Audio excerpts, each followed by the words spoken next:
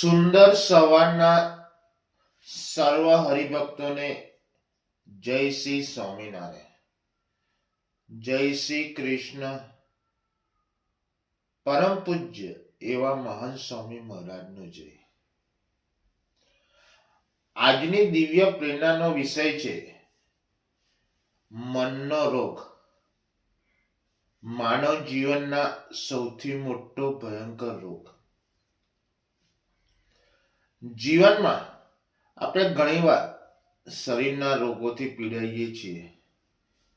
ક્યારેક તાવ આવે, માથું દુખે, પેટમાં પીડા થાય. આ બધા તનના નાના મોટા રોગો માણસને થોડી વાર માટે દુઃખી કરે છે. તાવ આવે તો 2-5 દિવસમાં ઉતરી જાય. પેટમાં દુખાવો થાય તો દવા લેવાથી 2-3 દિવસમાં સારું થઈ જાય. એટલે તનના રોગની અસ્થાયી હોય છે, ટેમ્પરરી હોય છે. પરંતુ તનના રોગ કરતા મનના રોગ ઘણા ભયંકર છે. મિત્ર, મનના રોગો એટલે શું?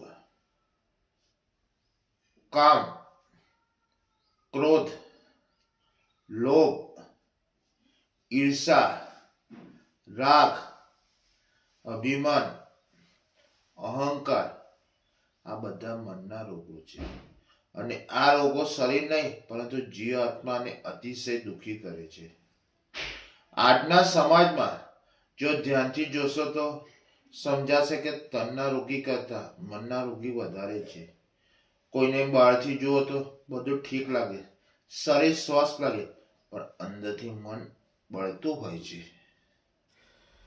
કોઈની પ્રગતિ જોઈને ઈર્ષા, કોઈની વાતથી ક્રોધ, થોડું મળ્યું હોય તો લોભ, ને હું જ સર્વશ્રેષ્ઠ છું એવો અહંકાર.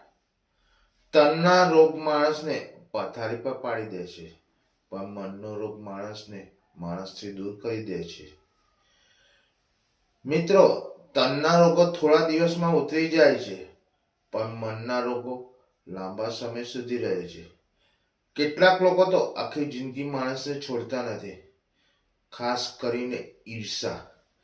ઈર્ષા એવો રોગ છે, એકવાર મનમાં ઘૂસી જાય તો એને કાઢતા કાઢતા માણસનું મરણ પણ આવી જાય, પણ ઈર્ષા નથી જતી. ઈર્ષાવાળો માણસ પોતે કદી સુખી થતો નથી અને બીજાને પણ સુખી થવા દેતો નથી. એના મનમાં સતત બળતરા જ રહે છે. એ આગળ કેમ વધ્યો, અને હું આ કેમ મળ્યો, એને આ કેમ મળ્યું, મને કેમ નથી મળ્યું. ઈર્ષા એ પોતાની સુખ શાંતિ પર જાતે લગાવેલી આગ છે.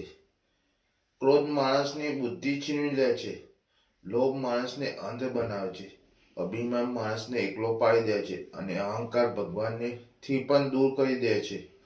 અત્યારે પ્રશ્ન એ છે કે આ મનના રોગોનો ઉપચાર શું? તનના રોગો માટે તો દવા છે, પણ મનના રોગ માટે સમજ, સંતોષ, સાધના, સત્સંગ અને સેવા એ જ સાચી દવા છે. જ્યારે આપણે બીજાથી ખુશીમાં ખુશ થવાનું શીખીએ ત્યારે ઈર્ષા ઓછી થાય છે.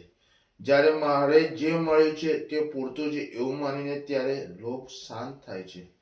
જ્યારે આપણે નમ્રતા શીખીએ ત્યારે અભિમાન ઓગળી જાય છે. અંતમાં એટલું જ કહું છું, શરીર સ્વસ્થ રાખવું જરૂરી છે, પણ મનને શુદ્ધ અને સ્વસ્થ રાખવું એ જીવન માટે અનિવાર્ય છે. કારણ કે તનનો રોગ માણસને થોડા દિવસમાં દુઃખી કરશે, પણ મનનો રોગ આખી જિંદગી સુખ છીનવી લેશે. જય શ્રી સ્વામિનારાયણ.